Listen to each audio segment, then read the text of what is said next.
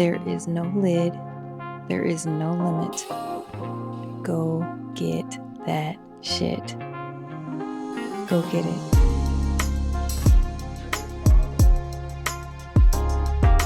It's a lovely evening. Let's start with, I just finished doing some reflective journaling, which I love to do. And I was thinking about my day. I was fortunate to have a day where I could focus most of it on writing and reading. I woke up this morning with this urge to write something. I'm about to get up and we finna write. I said, okay, I don't have anything to write in specific. I always start my day with just gratitude. I always have something to write because I can always fall back on gratitude. This morning I thought, you know what?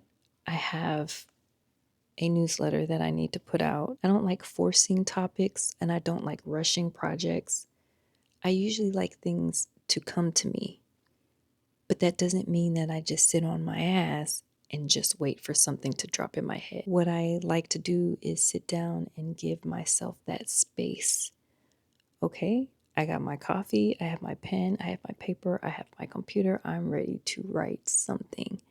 And so this morning I said, let me set the intention. I need something for my newsletter. Also, I need something for my next YouTube video because right now I don't structure my content. What comes to me usually just comes to me in the time that it comes to me. And then I film or I write something. And then when it's time to produce it, everything just comes together. Like, let me stick with the topic.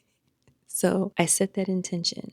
I'm going to start writing so that the topic for my newsletter comes out of me. And so I started writing gratitude this morning. I wrote to my soul, even though the soul and I are one. I sometimes write to it.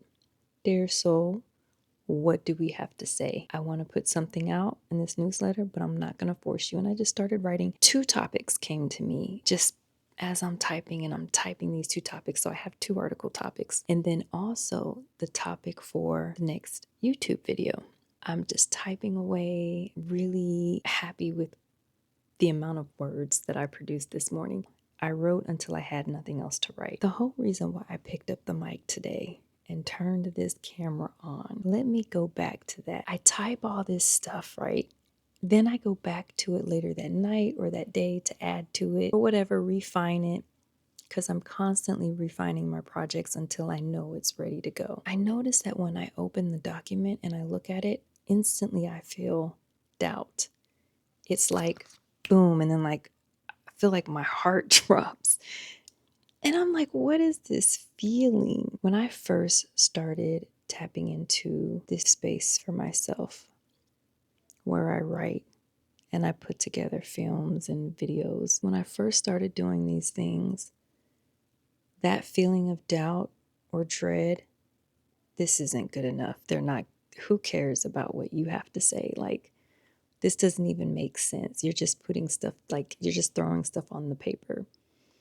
That feeling caused me to quit so many times. My first YouTube video was posted in August.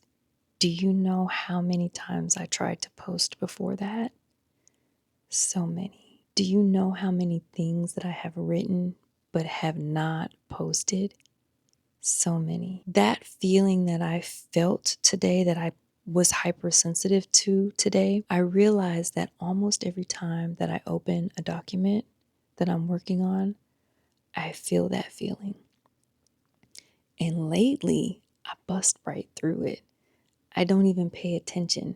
I do pay attention to it. I recognize it. I acknowledge it.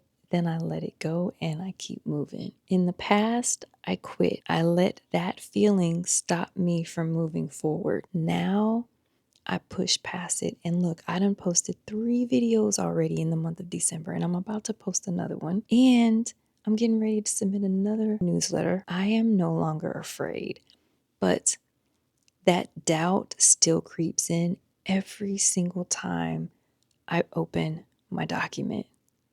I'm going to tell you what it reminded me of today.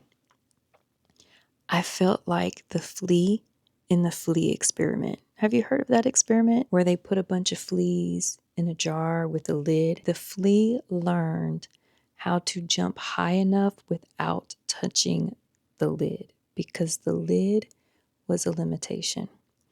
When they removed the lid, the fleas still only jumped as high as they were jumping when the lid was on the jar. My previous conditioning is not conditioned to be a writer or an author. This is something that I have to practice over and over again, and I have to bust through that because I have a new mind. It's the same mind, but I have no more limiting thoughts. That lid is gone, and I can jump higher now. And I have to keep jumping higher so that I can keep raising the lid for myself, keep raising the bar for myself. Because if not, I will never move forward and reach the goals that I have placed in front of me. What I have realized since I started pushing myself past self-doubt and fears and insecurities, I've realized that no matter how bold I get, how much courage I have compared to last year, that shit still exists. The self-doubt does not go away. It is my obligation and my honor to push past it. Don't be that flea. Or be the flea, but be the flea that jumps higher than the lid.